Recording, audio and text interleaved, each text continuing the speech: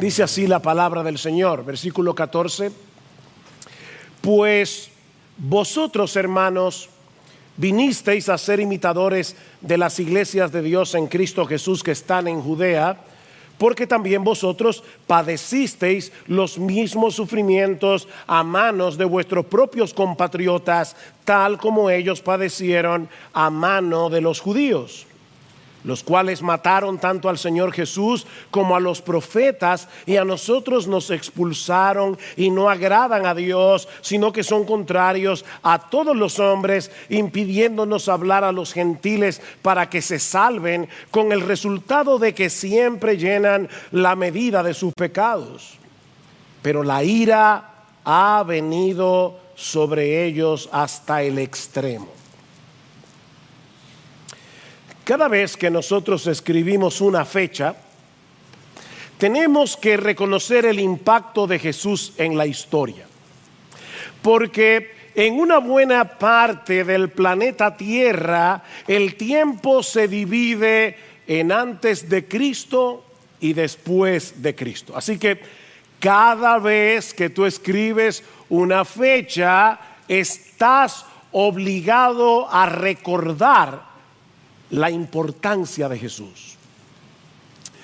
Pero no solo la historia se divide en dos, sino también toda la humanidad. Porque después de su venida solo hay dos grupos de personas en el mundo. A nosotros nos encanta crear categorías para dividir a las personas, para separarnos de los demás, para creernos que somos mejores que otros. Pero lo cierto es que en el mundo solo hay dos grupos de personas, no más, solo dos: los que creen en Cristo y los que no creen, los que son suyos y los que no lo son, los que lo aman y lo adoran y los que lo rechazan con todo su corazón. El que no es conmigo, contra mí es, dice Jesús. No se puede ser indiferente, no se puede ser neutral ante la persona de Jesús, porque óyeme bien, mi amigo que estás aquí, no hacer nada con Jesús es una declaración de guerra. Nadie aquí, jóvenes que tal vez han nacido en esta iglesia, no hay nadie que sea neutral con respecto a la persona de Jesús. Si el Dios del cielo nos llama a arrepentirnos, si el Dios del cielo nos llama a creer en su Hijo, seguir a su Hijo, reaccionar con indiferencia es un acto de rebeldía. De manera que Cristo, contrario a lo que piensan muchas personas, es el gran divisor de la raza humana. Cristo divide la raza humana. Él mismo dice en Mateo capítulo 10, versículo 34, que Él no vino al mundo a traer paz, sino espada. Qué declaración más extraña, ¿verdad? El príncipe de paz dice que Él vino a traer espada. Porque vine a poner al hombre contra su padre, a la hija contra su madre, a la nuera contra su suegra, y los enemigos del hombre serán los de su misma casa. Ahora, esta es una moneda de dos caras, porque así como Cristo nos separa del mundo, al mismo tiempo nos hace uno con su pueblo. Vean una vez más la comparación que hace Pablo en el versículo 14. Dice: pero vosotros, hermanos, vinisteis a ser imitadores de las iglesias de Dios en Cristo Jesús que están en Judea.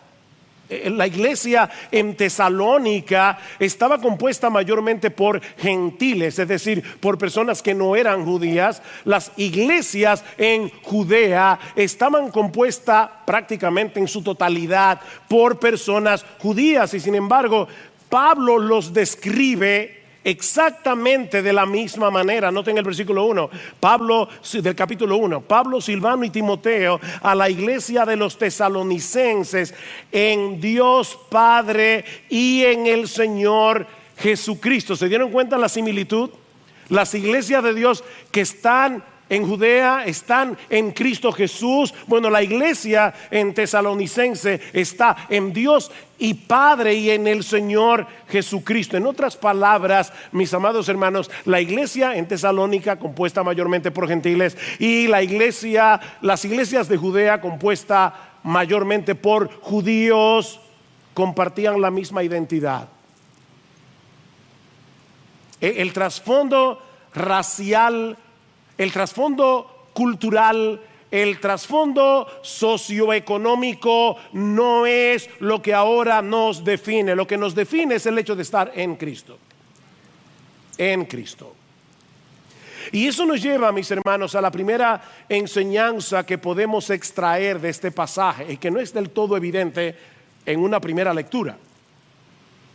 Y es el hecho de que debido a nuestra unión con Cristo somos un solo pueblo que compartimos una misma identidad. Vean de nuevo otra vez el versículo 14. Vosotros, hermanos, vinisteis a ser imitadores de las iglesias de Dios en Cristo Jesús que están en Judea. Cualquier iglesia de cualquier parte del mundo puede ser descrita exactamente de la misma manera. No importa que esté en República Dominicana, no importa que esté en Estados Unidos, no importa que esté en China, es la iglesia de Dios en Cristo Jesús que está en República Dominicana, o que está en Cuba, o que está en Chile, o que está en donde sea. Tenemos la misma identidad. Ahora, hermano, para nosotros, leemos este pasaje en el día de hoy, siglo XXI, y nos resulta difícil entender lo sorprendente de esta conexión que Pablo hace aquí entre las iglesias de Judea y la iglesia en Tesalónica, porque nosotros no experimentamos en el día a día la profunda división que había entre judíos y gentiles en aquellos días. ¿Recuerdan ustedes la reacción de la mujer samaritana en Juan capítulo 4 cuando Cristo le pidió que le diera de beber? Una cosa normal. Tú tienes sed, vas caminando por la calle, te encuentras con una persona bebiendo agua, es lo más normal que tú le digas, dame de beber. Esta mujer reacciona y le dice, pero ¿cómo tú, siendo judío, me pides a mí de beber, que soy mujer samaritana? Porque judíos y samaritanos no se tratan entre sí, o como dice el texto, literalmente. Los judíos y los samaritanos no usan los mismos utensilios o no beben de los mismos vasos. Para un judío era impensable beber del mismo cántaro del que había bebido un samaritano, porque para ellos esa gente era inmunda. ¿O recuerdan cuando Pedro fue a casa de Cornelio a predicarle el evangelio? Dios tuvo que mostrarle primero una visión para enseñarle a Pedro que él no debía discriminar a Cornelio por el hecho de no ser judío. Y cuando finalmente Pedro accede a ir, ¿verdad?, a la casa de Cornelio a predicarle el evangelio a él y a su familia, escuchen con atención cómo Pedro inicia su mensaje. Vosotros sabéis cuán abominable es para un varón judío juntarse o acercarse a un extranjero. Pero a mí me ha mostrado Dios, que a ningún hombre llame común o inmundo. Miren, hermanos, se necesita cierta dosis de humildad para escuchar a un predicador que nos dice de entrada: antes yo pensaba que ustedes eran personas impuras, inmundas, despreciables, abominables. Como para decirle, gracias Pedro, nos vemos después. Pero Cornelio quería oír el evangelio. Mis hermanos, esa era la perspectiva generalizada que los judíos tenían del resto del mundo. Eran perros gentiles. Hasta que Cristo derribó la pared de separación, como dice Pablo en Efesios capítulo 2, versículo 14. Todos aquellos que creen en Él son uno en Cristo. Mis hermanos, Cristo está edificando una iglesia que no toma en cuenta nuestras diferencias sociales, raciales, económicas, educacionales. Ahora tenemos, dice Pablo en Efesios capítulo 4, versículos 4 al 6, y cantamos hace un momento acerca de eso. Tenemos una misma esperanza, un solo Señor, una sola fe, un solo bautismo, un solo Dios y Padre de todos, que está sobre todos, por todos y en todos. Las cosas que nos unen en Cristo son más importantes que las que nos distinguen a unos de otros humanamente hablando. Miren, mis hermanos, nosotros tenemos más cosas trascendentales en común con un chino cristiano que con un dominicano incrédulo. Un doctor de Harvard tiene más cosas trascendentales en común con un analfabeto cristiano que con otro doctor de Harvard. Somos uno en Cristo. Y mis hermanos, eso debe producir en nosotros un fuerte apego por nuestra iglesia local y un amor sincero y genuino por la iglesia universal. La iglesia de Cristo no son estas cuatro paredes. Somos parte de algo mucho más grande. Somos uno en Cristo, por más distinto que seamos en otras cosas. Pero eso que nos une con otros creyentes es precisamente lo que nos separa del mundo. Y es lo que produce oposición y rechazo por el hecho de ser cristianos. Lo que nos lleva a la segunda enseñanza de nuestro pasaje. Ya hemos visto que debido a nuestra unión con Cristo somos un solo pueblo que compartimos una misma identidad, pero aprendemos también que debido a nuestra identificación con Cristo somos un pueblo que compartimos la misma hostilidad. Versículo 14 de nuevo. Pues vosotros, hermanos, vinisteis a ser imitadores de las iglesias de Dios en Cristo Jesús que están en Judea. ¿En qué vinieron a ser imitadores? Porque también vosotros padecisteis los mismos sufrimientos a manos de vuestros propios compatriotas, tal como ellos padecieron a mano de los judíos.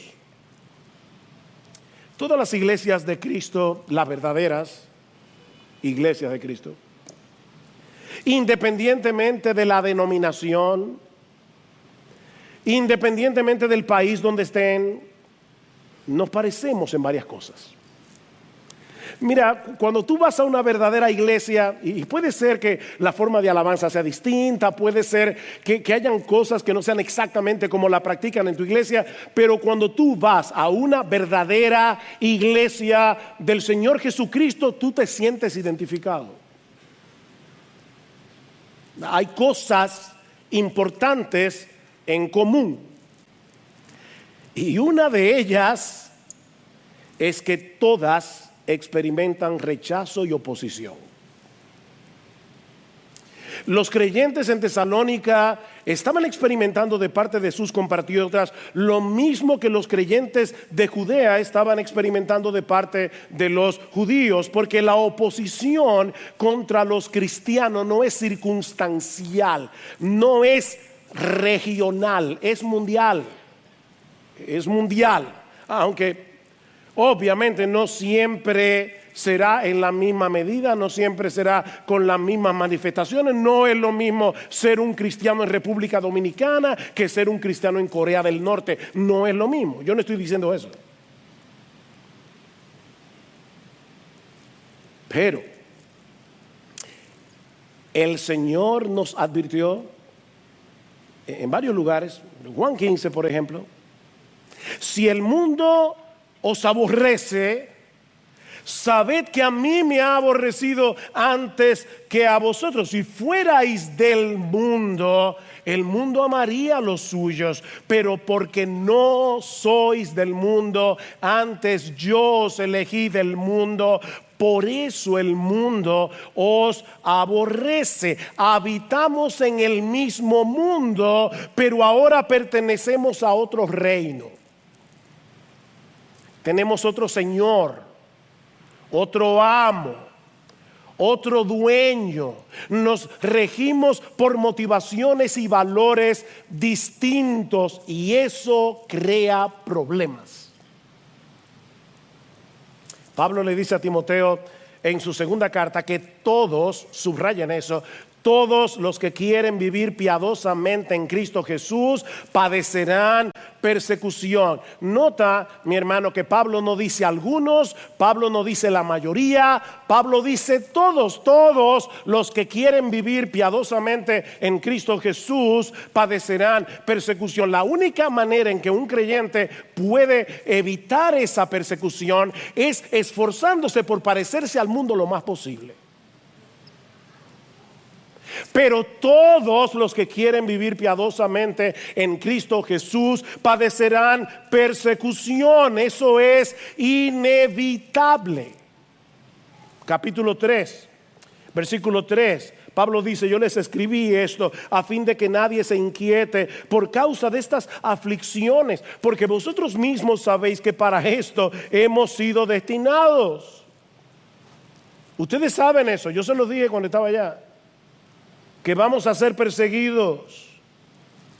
Pero en vez de llenarse de amargura, en vez de llenarse de resentimiento en medio de la persecución, mis hermanos, estos nuevos creyentes en Tesalónica estuvieron dispuestos a sufrir por causa de su fe. Y eso es lo que mueve a Pablo a darle gracias a Dios, porque esa perseverancia es un fruto de la obra de la palabra de Dios en nosotros por medio de su Espíritu.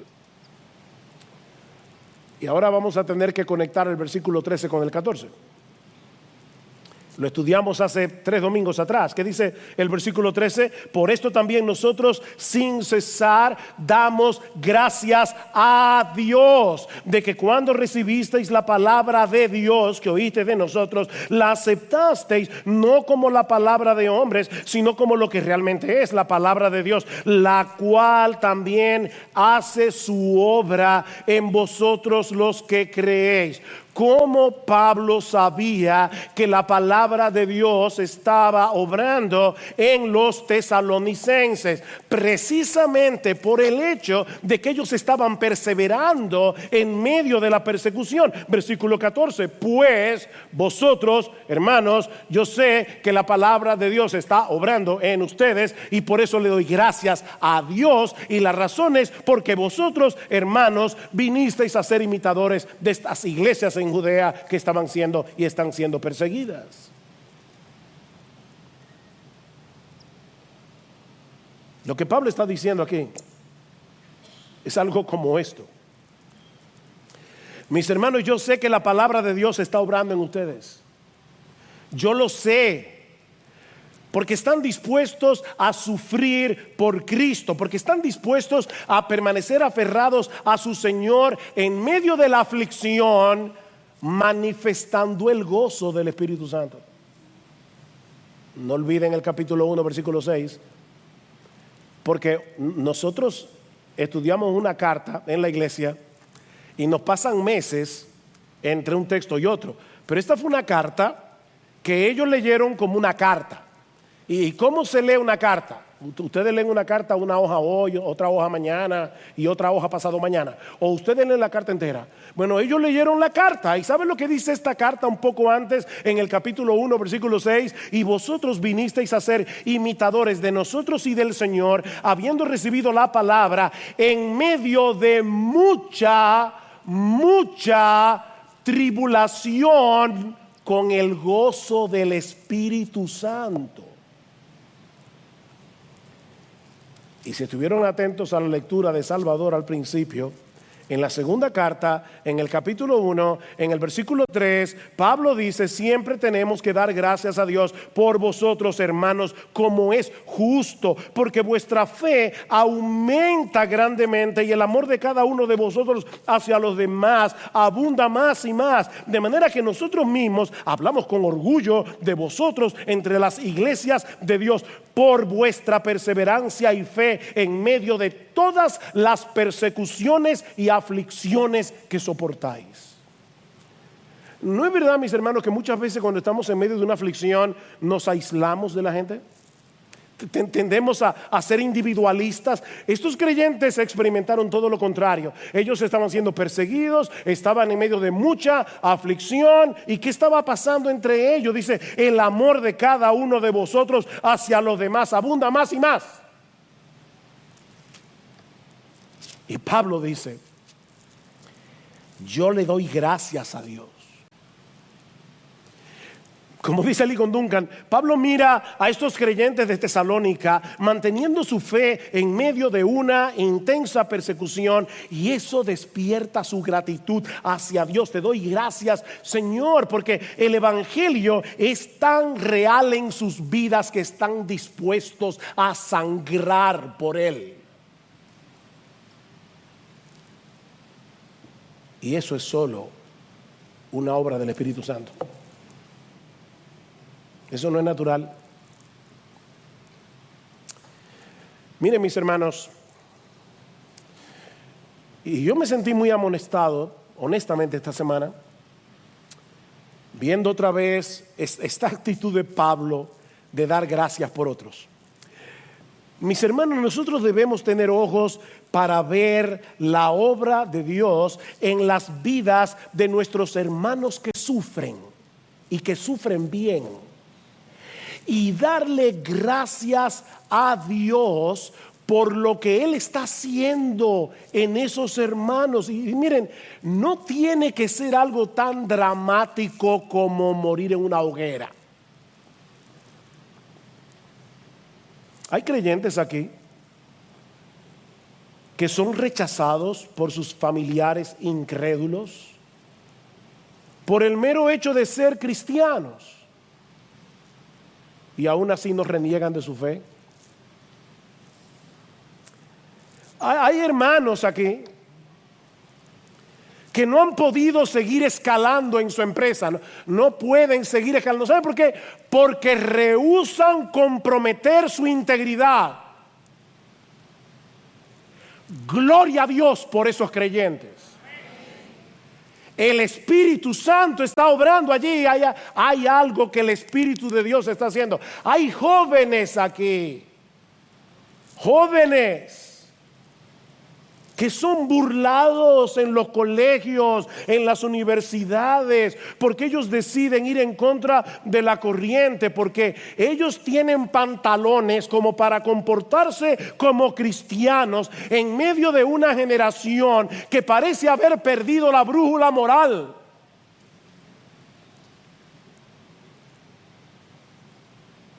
Gloria al Señor por esos jóvenes. Y ni hablar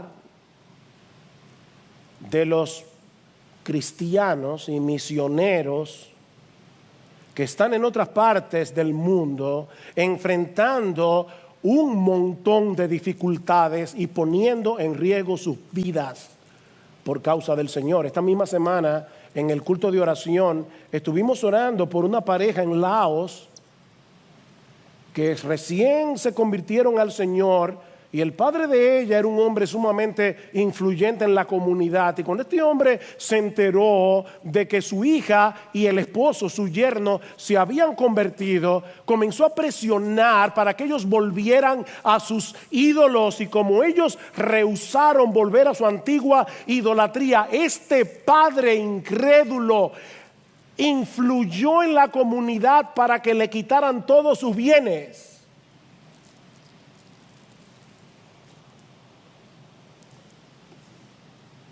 Ese es el tipo de cosas que los cristianos han estado padeciendo a lo largo de toda la historia, ¿no? El autor de la carta a los hebreos menciona a un grupo de creyentes que precisamente habían sufrido el despojo de sus bienes, al igual que estos hermanos en Laos, solo que el autor de la carta a los hebreos le añade dos palabritas muy importantes. El despojo de vuestros bienes sufristeis con gozo.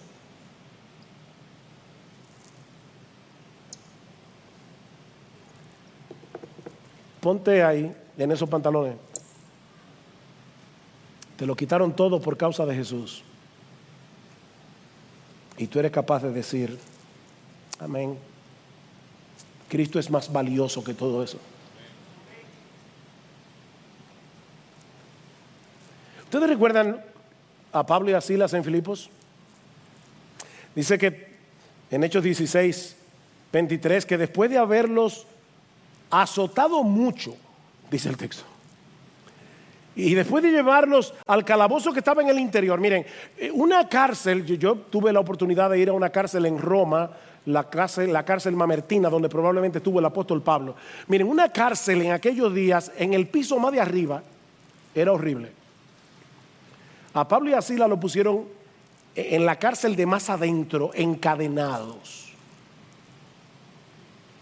¿Y saben lo que sucedió? Que a medianoche los presos oían a Pablo y a Silas orando y cantando himnos a Dios. Golpeados, magullados, encadenados, cantando himnos a Dios. ¿Cómo explicamos algo así? Por la obra del Espíritu Santo.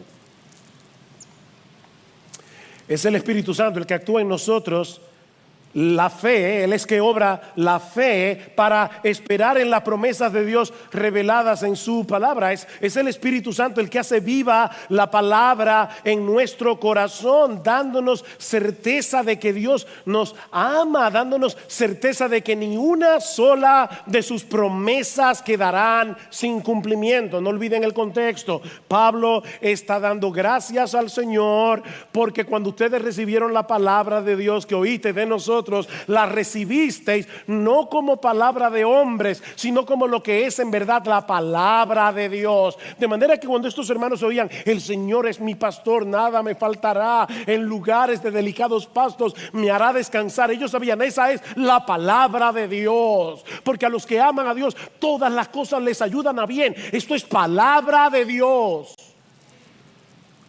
Y el Espíritu Santo está allí recordándonos y obrando en el corazón y diciéndote, hijo mío, esta es palabra de Dios, palabra de Dios. Estas no son promesas vacías, esto no es sopa de pollo para el alma, no. Esto es palabra de Dios.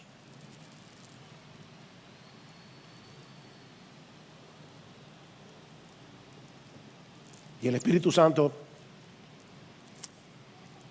provoca fe, produce fe. Porque al final, mis hermanos, es un asunto de fe. ¿Qué dice Pablo en Romanos 15? Y el Dios de la esperanza os llene de todo gozo y paz en el creer, para que abundéis en esperanza por el poder del Espíritu Santo. Solamente el Espíritu Santo puede hacerme abundar en esperanza, al aumentar mi fe en lo que Él mismo reveló en la palabra.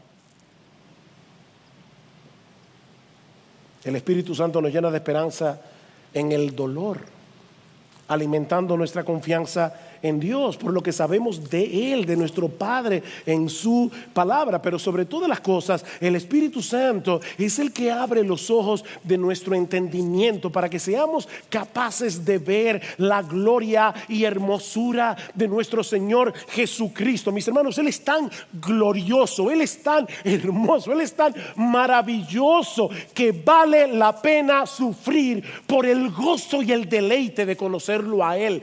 Vale la pena. Y eso lo hace el Espíritu Santo. El gozo y el deleite de conocer a Cristo, mis amados hermanos, sobrepasa cualquier dolor. Pero ese gozo no es natural, es el fruto del Espíritu. Y a medida que el Espíritu va abriendo nuestros ojos y nosotros vamos viendo la gloria de nuestro Señor, algo sucede, nos vamos pareciendo cada vez más a Él. Contemplando su gloria, somos transformados de gloria en gloria en la misma imagen como por el Espíritu del Señor. Nos convertimos en sus imitadores, como dice Pablo. Se dieron cuenta en 1:6, dice: vosotros vinisteis a ser imitadores de nosotros y del Señor, de nosotros y del Señor. Y una de las cosas que se dice de Cristo en Hebreos capítulo 12 versículo 2 es que por el gozo puesto delante de Él sufrió la cruz. Cuando somos imitadores del Señor, somos capaces de sufrir con gozo. Por el gozo puesto delante de Él sufrió la cruz. No por el gozo de sufrir, porque mis hermanos, no somos masoquistas. El sufrimiento no es causa de gozo.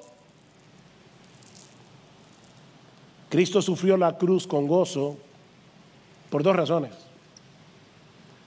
Primero, por el gozo de poder hacer la voluntad de su Padre.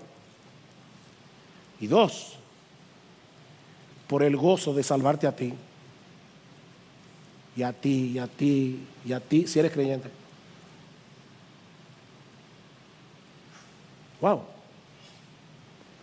Cristo sufrió la cruz con gozo porque sabía que al hacerlo te estaba salvando a ti.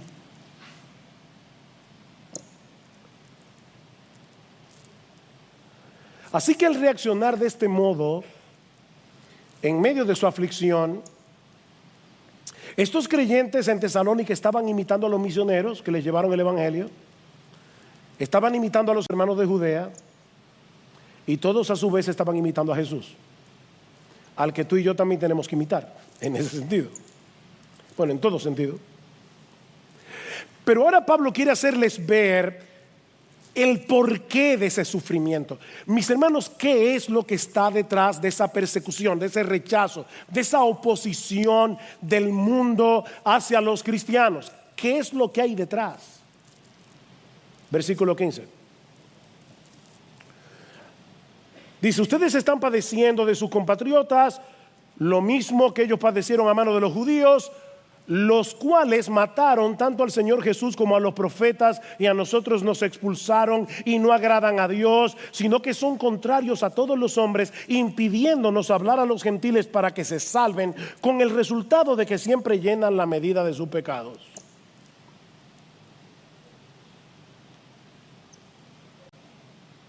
¿Saben qué, mis hermanos? A final de cuentas, el problema del mundo incrédulo con los cristianos va más allá de un asunto personal. Es personal, pero por lo que representamos. En realidad, es un rechazo a la verdad de Dios y al Mesías de Dios. Eso es lo que está detrás. Esta acusación de Pablo es tan seria contra los judíos que algunos han acusado a Pablo de ser antisemita. Increíble. Es decir, alguien que odia a los judíos. Ahora, hermanos, esta es una acusación absurda. Primero, porque Pablo era judío. Segundo, porque él mismo fue un perseguidor que trató de detener el avance del evangelio. Y cuando Pablo conoció al Señor, el anhelo de su corazón era que el pueblo de Israel se salvara. Dice en Romanos capítulo 9 versículo 3: mira, si yo tuviera que ser condenado para que ellos sean salvados, que me condene yo. Y yo nunca he sentido eso por nadie, ni he orado así. El deseo de mi corazón y mi oración a Dios por Israel, Romanos 10:1, es para salvación. Pablo no era un antisemita. Eso es absurdo. No, Pablo escribió seguramente este pasaje con mucho dolor en el corazón. Pero todo lo que dice contra los judíos es tristemente cierto, y todo se encierra en una cosa: el rechazo del mundo incrédulo a la verdad de Dios y al Mesías de Dios. Mataron al Señor Jesús, dice Pablo. Por más que los romanos lo llevaron a la cruz, los judíos fueron responsables de su muerte. Ellos lo entregaron al poder civil, acusándolo falsamente para que fuera crucificado. Mataron al Señor Jesús, mataron a los profetas. En el Antiguo Testamento los profetas fueron sistemáticamente perseguidos por el pueblo de Israel. ¿Por qué? Porque no soportaban el mensaje que Dios les enviaba a través de ellos. Óyeme, mi amigo incrédulo que estás aquí, no te engañes a ti mismo pensando, es que intelectualmente yo no puedo aceptar. No, el problema tuyo es que tú no quieres la verdad de Dios, no la quieres.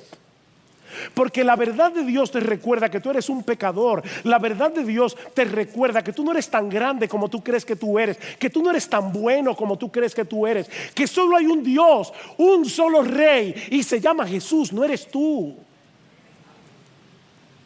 No te engañes. Mataron a los profetas.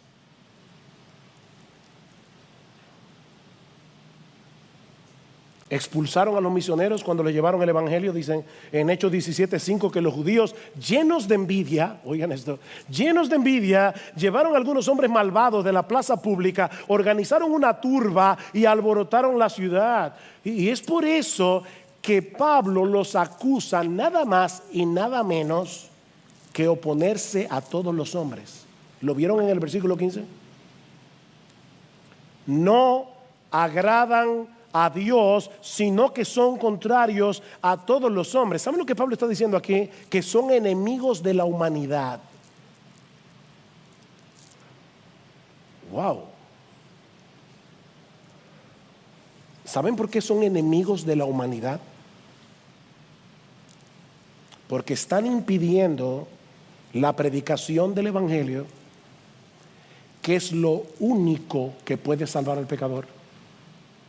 Por eso dice en el versículo 16, impidiéndonos hablar a los gentiles para que se salven. Impidiéndonos hablar a los gentiles. Miren, mis hermanos, no hay un pecado más odioso a los ojos de Dios que tratar de frenar el avance del evangelio. ¿Sabes por qué? Porque la mayor necesidad de cualquier hombre es reconciliarse con Dios por medio de la persona y la obra de nuestro Señor Jesucristo. Eso es lo más odioso a los ojos de Dios.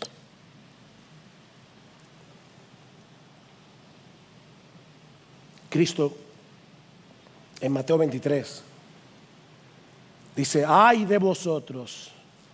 Y cuando Cristo dice ay de vosotros, escribas y fariseos, hipócritas, porque cerráis el reino de los cielos delante de los hombres, pues ni vosotros entráis, ni dejáis entrar a los que están entrando.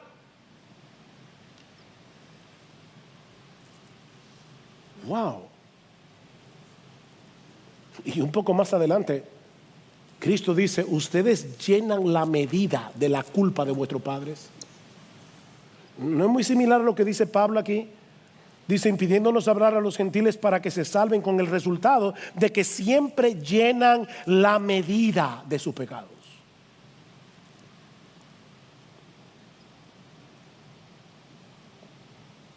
Su pecado ha llegado al colmo, dice Pablo.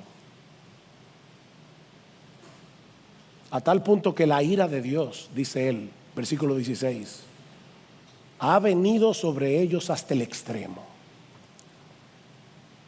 Y Pablo puede estarse refiriendo a lo que el mismo Jesús dijo en la parábola de los labradores malvados en Mateo 21, que el reino de los cielos iba a ser quitado de la nación de Israel como nación y le iba a ser dado a los gentiles, que iban a producir los frutos que ellos no pudieron producir. Ahora la iglesia es el nuevo Israel, compuesta por judíos y gentiles creyentes que proclamamos el mensaje que la nación de Israel recibió a través de sus profetas sobre la obra, la persona de nuestro Señor Jesucristo. Y eso es precisamente lo que el mundo quiere frenar a toda costa. Que la verdad de Dios sea proclamada, que Cristo sea reconocido como Rey de Reyes y Señor de Señores, para que la gente venga a Él en arrepentimiento y fe y sean salvos. Pero ¿saben qué, hermanos? Nadie puede frenar la obra de Dios. Nadie. Corrie ten Boom,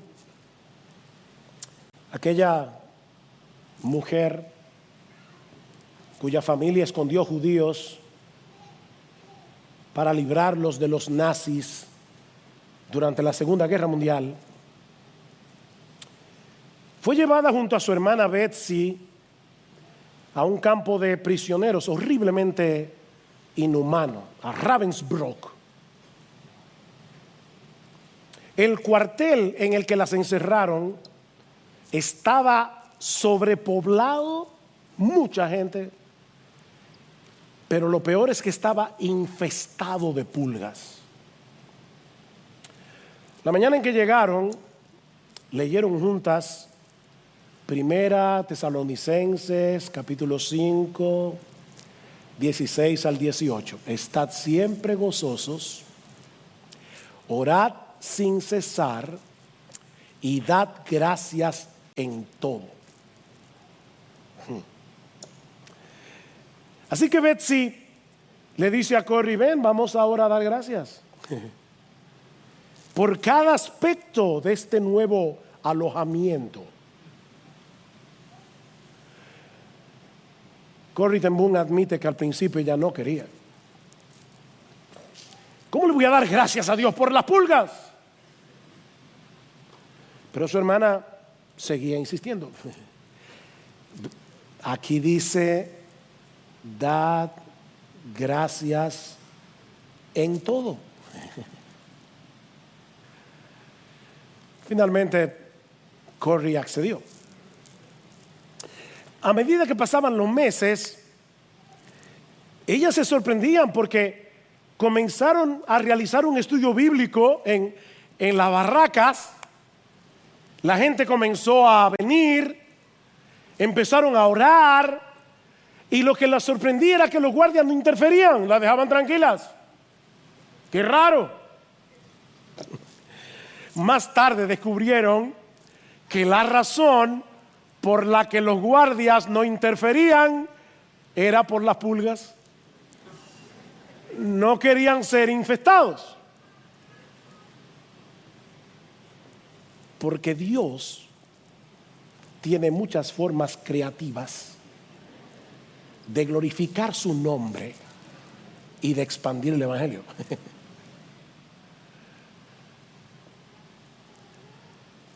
Nadie puede frenar el evangelio. Nadie. Y miren, aunque este es un pasaje muy duro, si lo vemos desde otra perspectiva también es muy esperanzador. Mis hermanos, el hombre que escribió estas palabras un día estuvo del otro lado de la verja. No lo olviden. De Saulo de Tarso se dice en Hechos capítulo 9 versículo 1 que respiraba amenazas y muerte. Entonces puede imaginar eso, una persona que respira amenazas y muerte contra los discípulos del Señor, y en el capítulo anterior dice que hacía estragos en la iglesia, y más adelante dando su propio testimonio Pablo dice que él llegó a creer que era su deber delante de Dios hacer muchos males en contra del nombre de Jesús de Nazaret. No solo encerré en cárceles a muchos de los santos, sino también cuando eran condenados a muerte, yo daba mi voto contra ellos, y castigándolos con frecuencia en todas las sinagogas, procuraba obligarlos a blasfemar. Pablo estaba allí diciendo: maldice a Cristo, maldice a Cristo. El hombre que escribió Primera Tesalonicenses.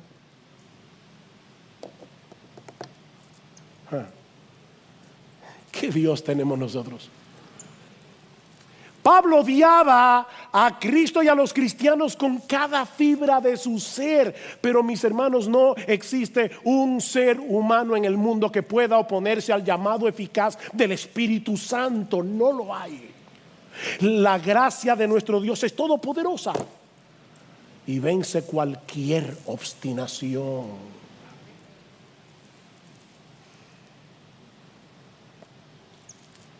Mi hermano, no pierdas las esperanzas con tus hijos, no pierdas la esperanza con tu cónyuge incrédulo, no pierdas la esperanza con esos amigos que amas, por más endurecidos que estén hoy en sus corazones, porque Dios puede soplar sobre ese valle de huesos secos y traerlos de la muerte a la vida por el poder del Espíritu Santo.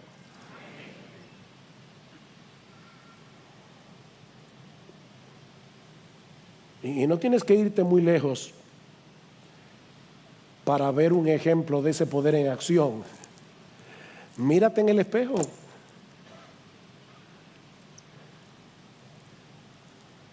Porque si Él te salvó a ti y me salvó a mí, también puede salvar a esos que se burlan, a esos que te rechazan por el hecho de que tú eres cristiano. Mírate en el espejo.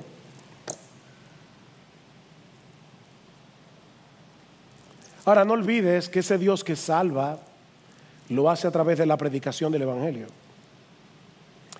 Vamos a ver este pasaje al revés. Si no hay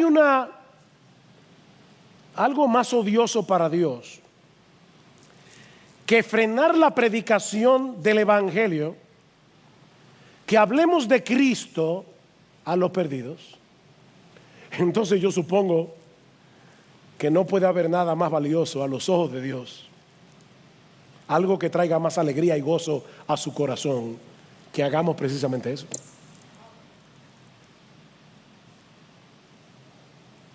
La mayor necesidad del incrédulo es reconciliarse con Dios, aunque en este momento él no lo sepa. Aunque ahora se encuentre a gusto con sus cadenas, él necesita liberación, él necesita ser rescatado del dominio, de las consecuencias del pecado que lo está llevando engañado a una condenación eterna. Y mis hermanos, ellos solos podrán ser salvos si tienen un encuentro con Cristo por medio de la predicación de su evangelio. Ese es el instrumento poderoso que usa Dios para salvar a los perdidos.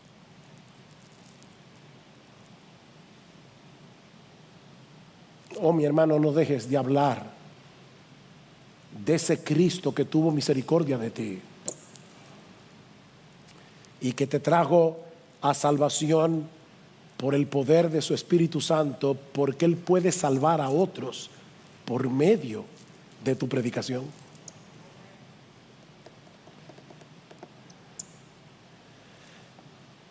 No puedo evitar recordar en la universidad, yo tenía dos personas en la universidad, dos amigas de carrera, porque déjame decirte algo, no te aísles del mundo.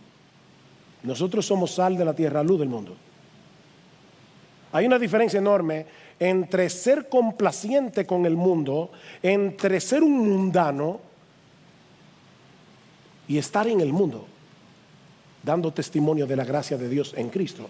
Que Cristo era amigo de pecadores y separado de los pecadores.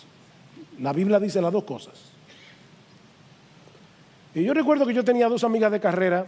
Una de ellas lloraba cada vez que yo le predicaba el Evangelio, pero cada vez.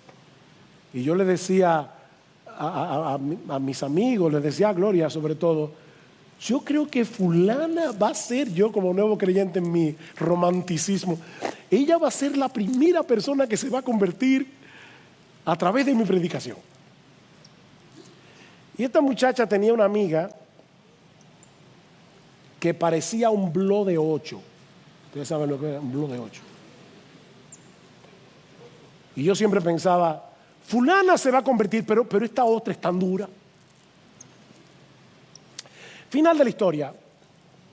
Esta fulana todavía es incrédula y el blog de 8 ya partió para estar con el Señor. Es nuestra querida hermana Ica, que de repente un día me dijo, mira, llévame a un estudio bíblico.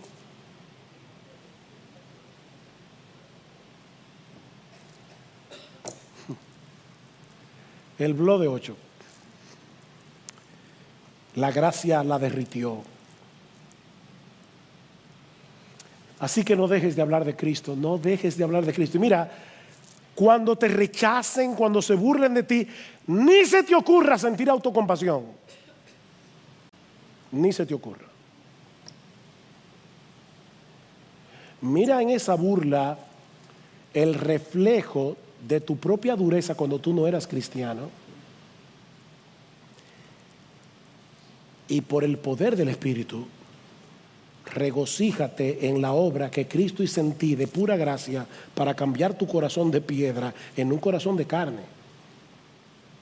¿Qué dice Pedro? Amados, no os sorprendáis del fuego de la prueba que os ha sobrevenido, como si alguna cosa extraña os aconteciese, sino gozaos por cuanto sois participantes de los padecimientos de Cristo, para que también en la revelación de su gloria os gocéis con gran alegría.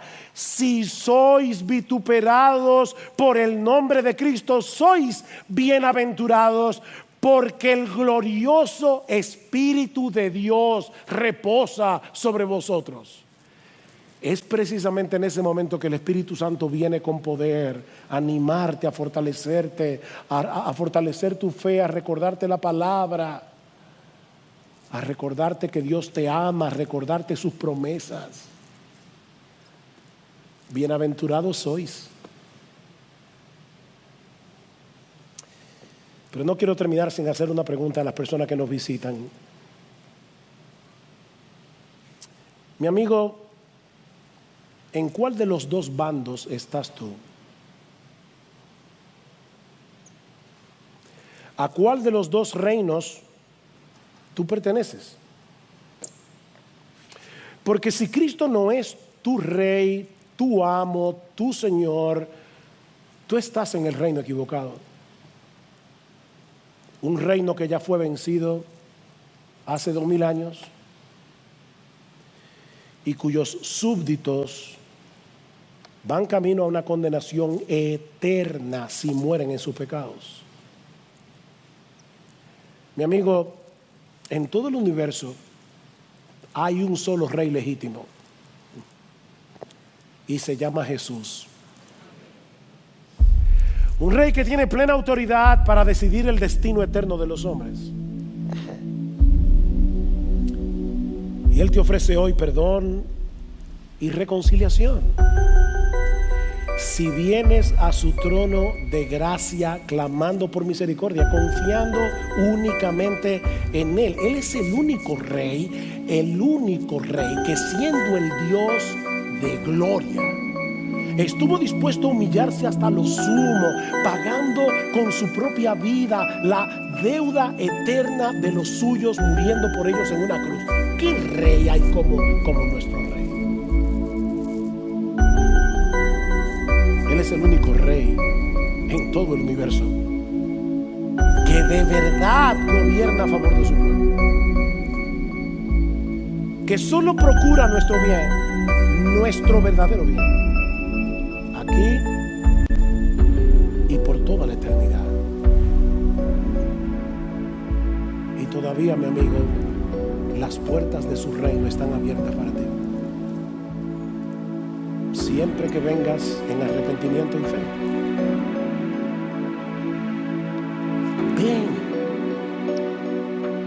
Ven ahora, no es mañana. Ven, deja atrás ese amo malo, cruel, que quiere arrastrarte consigo a que compartas su condenación eterna en el infierno. Es que no te das cuenta que te están engañando. Por favor, ven. Acógete por fe a la misericordia del Señor. Acógete al perdón. El Rey de Reyes y Señor de Señores te está ofreciendo hoy de pura gracia, gratuitamente, solo por la fe.